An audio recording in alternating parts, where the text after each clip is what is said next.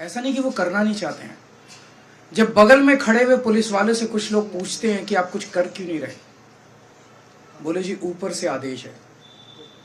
तो वो कौन गुंडा है जिसके सामने दिल्ली पुलिस थरथराती है? वो कौन गुंडा है जिसके सामने दिल्ली पुलिस लाचार है? वो कौन गुंडा है जिससे दिल्ली पुलिस डरती है?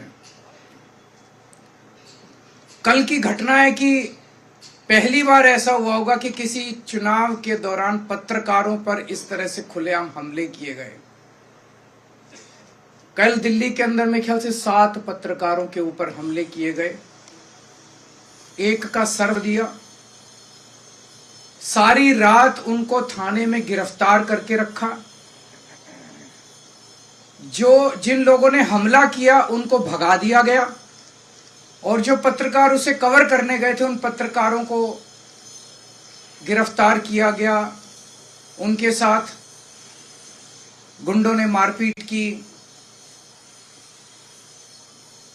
ये कोई किसी रिमोट विलेज की घटना नहीं है, ये संसद से 1 किलोमीटर दूरी के ऊपर हुआ। ये सुप्रीम कोर्ट से 1 किलोमीटर की दूरी के ऊपर हुआ। ये इलेक्शन कमीशन से 1 किलोमीटर की दूरी पे हुआ। तो इस देश का वो कौन गुंडा है, वो कौन गुंडों का सरदार है जिसको देश के सारे गुंडे रिपोर्ट करते हैं? जनता पूछ रही है कि वो कौन गुंडा है जिसे किसी संस्था का डर नहीं है, देश की सर्वोच्च संस्थाओं का डर नहीं है उस गुंडे को। इस चुनाव के दौरान महिलाओं के ऊपर हमले हो रहे हैं। इस चुनाव के दौरान महिलाओं को नहीं बख्शा जा रहा। महिला कार्यकर्ता जो डोर टू डोर जा रही हैं उनके ऊपर हमले हो रहे हैं। तो लोग पूछ रहे हैं कि वो कौन गुंडा है जिससे सारे देश के गुंडे ऑर्डर लेते हैं, जिसके आदेश का पालन करते हैं। पिछले 3-4 दिन से हम देख रहे हैं कि गाड़ियों के ऊपर हमले किए गए, गाड़ियां तोड़ दी गई आम आदमी पार्टी की,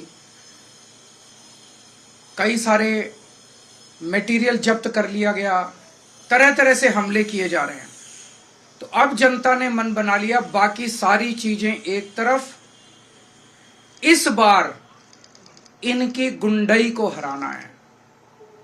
अब ये क्लियर हो गया है कि अगर डबल इंजन की सरकार आ गई है तो डबल इंजन कुचल देगा सब लोगों को, बख्शेगा नहीं। अपने पहियों के नीचे ये डबल इंजन सारी जनता को, गरीबों को, मिडिल क्लास को कुचल देगा। ये इंजन सबसे पहले तो सुरक्षा है ना लोगों की, सबसे पहले तो खैरियत है। अगर अब खुद परिवार ही नहीं बचे, उनके परिवार ही नहीं बचेंगे, उनको इस तरह से डराया जाएगा, फोन कर करके धमकाया जाएगा, तो बाकी सारी चीजें बेमानी हो जाती हैं। तो लोगों ने मन बना लिया है कि अगर चुनाव के पहले इन लोगों का ये हाल है, जब इन्हें हमसे वोट चाहिए, चुनाव के बाद तो ये हम लोग कुचल देंगे। तो इस बार लोगों के पास 2 ऑप्शन है। एक तरफ शरीफों की पार्टी है और एक तरफ खुलेआम गुंडागर्दी चल रही है। एक तरफ वोट देने से 25,000 रुपये महीने का फायदा है और दूसरी तरफ टोटल गुंडागर्दी है। इनके कई कैंडिडेट्स ऐसे हैं जो खुद माफिया हैं अपने अपने क्षेत्र के अंदर। अगर उनको वोट दे दिया तो एक तो देश का सबसे बड़ा गुंडा और उसके नीचे कई गुंडे, तो गुंडों का सरदार, और सारे गुंडे मिलके दिल्ली वालों का क्या हाल करेंगे, ये सोचने वाली बात है। तो ये गुंडागर्दी दिल्ली बर्दाश्त करेगी, देश बर्दाश्त नहीं करने वाला। लोग शरीफ हैं, लोग शांति से जीना चाहते हैं। दूसरी बात जो सबके सामने आ रही है, स्वतंत्रता सेनानियों ने बड़ी बड़ी कुर्बानियां देके देश को आजाद कराया। कई लोग फांसी चढ़ गए। वो इसलिए फांसी चढ़े थे कि देश में जनतंत्र होगा, देश में चुनाव कराए जाएंगे, चुनाव में जनता वोट डालेगी और वोट डाल के अपनी सरकार चुनेगी। लोगों ने इसलिए कुर्बानियां दी थी कि चुनाव निष्पक्ष होंगे, स्वतंत्र होंगे। लेकिन आज जिस तरह से चुनाव आयोग ने भारतीय जनता पार्टी के सामने हथियार डाल दिए हैं, चुनाव आयोग ऐसे लगता है जैसे एग्जिस्ट ही नहीं करता। ये एक बहुत बड़ा प्रश्न खड़ा कर रहा है।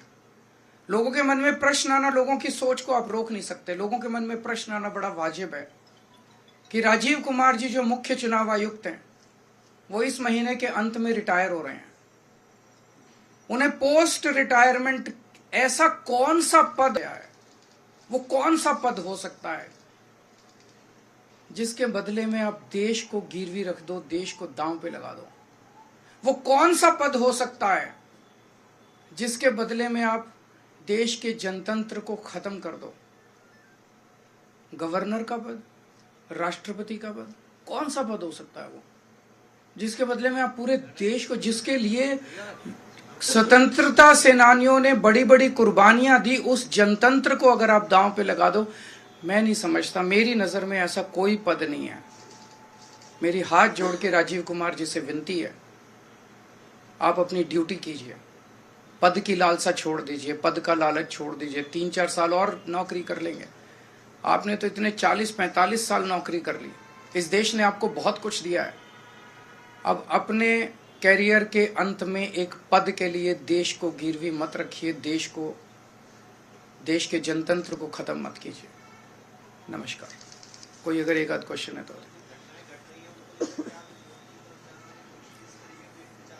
जो भी करना पड़ेगा करेंगे, लेकिन देश के जनतंत्र को किसी भी हालत में झुकने नहीं देंगे इनके सामने। आज सारा देश देख रहा है कि किस तरह से आम आदमी पार्टी का एक एक कार्यकर्ता इनकी गुंडागर्दी के सामने मजबूती से खड़ा होकर इनका मुकाबला कर रहा है। हम झुके नहीं,